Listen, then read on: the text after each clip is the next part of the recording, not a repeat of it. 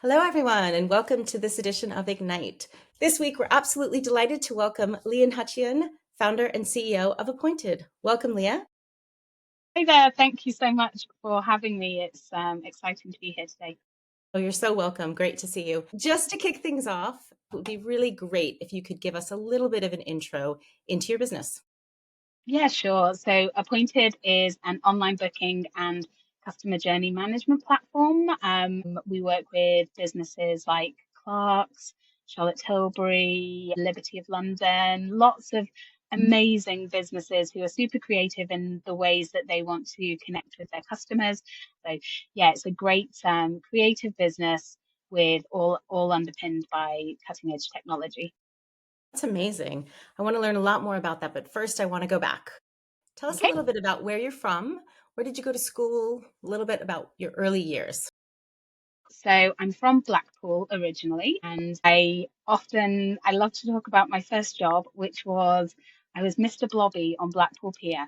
And I used to stand under the big wheel on Blackpool Pier and say Blobby, Blobby, Blobby in a big Mr. Blobby outfit. And yeah, people would come and have their photo taken. And I always think it's like a really interesting start to my entrepreneurial career where I had to stand up in front of lots of people and sometimes talk rubbish, but mostly hopefully talk sense. But yeah, growing up in Blackpool was great. And then I went to university. I actually initially went to study English in Birmingham, but actually transferred and I think found a course that was much more suited to me. I went and did drama and theatre arts here in Edinburgh. Was entrepreneurship something you thought about when you were young? Did you want to be an entrepreneur? No, it wasn't at all. And actually, I would never have I would have never classed my family or my upbringing as being entrepreneurial, but actually, with hindsight, it actually was. Like my nana ran a market stall in the early days, and I would go and help her on that. She then ran a B&B, like bed and breakfast in Blackpool, and I would go and help her on that. My granddad had a rock factory making Blackpool rocks. So there were these different businesses that I was around, but I didn't really see them necessarily as kind of informing my life choices. I wonder how much they did really. And I guess like, yeah, being able to see people create their own destiny definitely, I think probably was something that influenced me, but I definitely didn't really realize it was. Yeah, you had these role models in your life, but you weren't even realizing that they were the role models. I think Yeah, I can say the same from my background as well. I didn't really know any entrepreneurs growing up that I knew about, but looking back, I'm like, actually, all these people were entrepreneurs. I just never thought about it in exactly. that way because I had a picture of what an entrepreneur was. Yeah, and I think the word can sometimes be like a little bit exclusive, can't it? We think of it as being something that is very aspirational and kind of, hard hitting. And it feels like something that is other, I think, to a lot of people. But actually, it is just about creating something out of nothing. And yeah, when you boil it down to that, it's actually much more achievable. And we have many more role models who have done that. Absolutely. So you were working in theater then. How did that transformation happen? Where did the idea come from? Well, so I was working in theatre and then unfortunately got made redundant and actually ended up at a magazine where I eventually became the magazine editor. And then I was made redundant again. So this started to feel like a bit of a pattern in my life where it was like I would work really hard, I would get to a place in my career that was really exciting, and then something outside of my control would happen and kind of stop me in my tracks. And so I think I was a little bit influenced by that when I was made redundant the second time to think, well, I've had this idea and I'd had it because I used to travel a lot as a magazine editor. I would find myself in weird and wonderful places and think, oh, I've got a couple of hours. Wouldn't it be great if I could go and get a massage or go and get my hair done or whatever?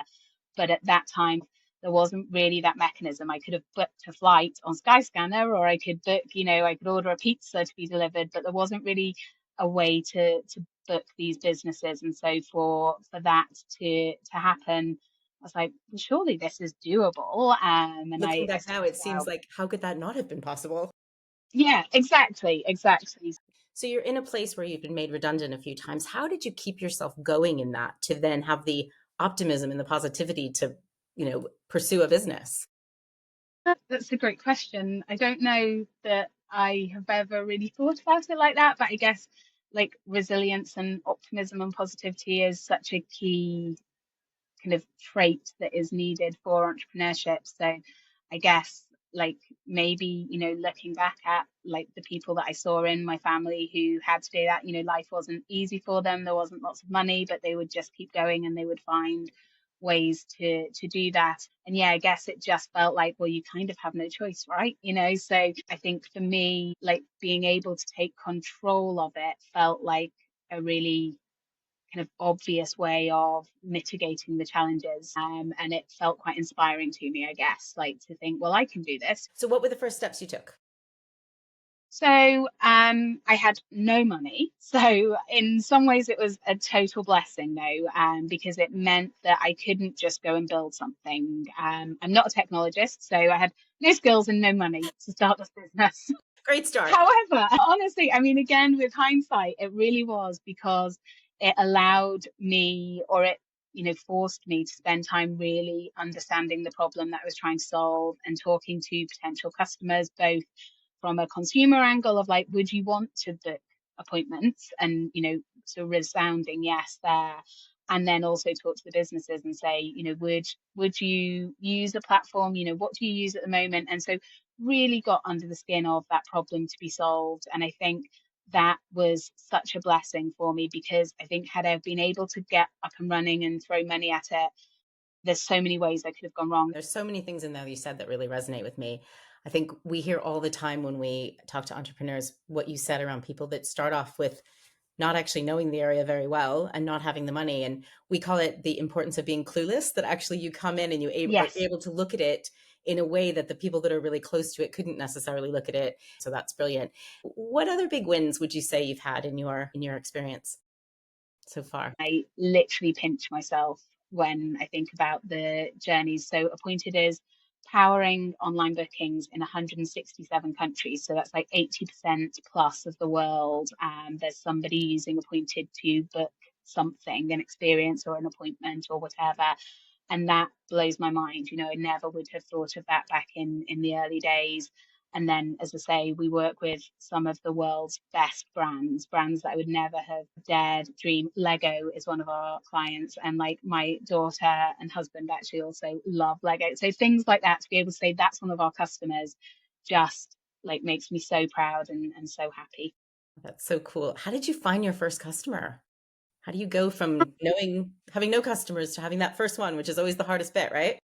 Yeah, totally. So our first one, actually, I said about like being a little bit hamstrung by not having the money and having to go speak to potential customers. So those people that I was going to ask for advice or their thoughts about the idea then became our first customers. I would recommend to anybody, like, go and speak to potential customers before you want to sell them something because they will be open to it. If it is something that will add value to them, then of course they'll want to talk to you and give you feedback or challenge. And that will be, firstly so valuable for building your business idea, but also you've then got a relationship with somebody that when you deliver what they've kind of recommended, then of course they're going to buy it because why wouldn't they? Such a good point. Okay, I just want to talk a little bit about what do you love about being an entrepreneur? What's the best part? I think just getting to work with amazing people, you get to choose who you work with, both from your team and then your advisors. And yeah, just being able to surround yourself with people who inspire you, I think is absolutely the best thing. And solving a problem, getting to spend time really understanding a problem and being able to be creative in how you think it should be solved. I think it's such a privileged position. And I think starting your own business is like that. Like you have to love it. You have to kind of really dedicate so much of yourself to it. But what a privilege to do that and, and hopefully eventually get paid for it. Just a few last things. So we have lots of potential budding entrepreneurs listening to this right now. What would you advise them? What do you wish you knew when you were in their seats? I think just that you can't know everything. Like I think I spent a lot of time thinking, oh my gosh, am I ready to launch this? Am I, what if this happens? What if that happens? And actually, as I've been in business longer, I've realized you just can't know. You don't know from a day-to-day basis. And it's just how you respond to it and how you bring your problem solving, and you kind of triage what is the most important thing and what's the most urgent thing. And, you can only do your best and put one foot in front of another and make the best decision that you can in the moment and execute it with the best intent. And I think that's quite freeing to understand that. Yeah, that's such a great thing. You're not going to know everything. Just go for it. You'll figure it out. Don't Yeah. overstress about it. Yeah, Wonderful. stressing about it isn't going to make any difference, is it? So it's like just crack on and see where you get to. Exactly. Any last thoughts that you'd like to share with our audience? Just, I would say, like, just do it. And I know it's a total cliche, but like, if you are sat there thinking about it, like, we do live in tough times and the economy needs you.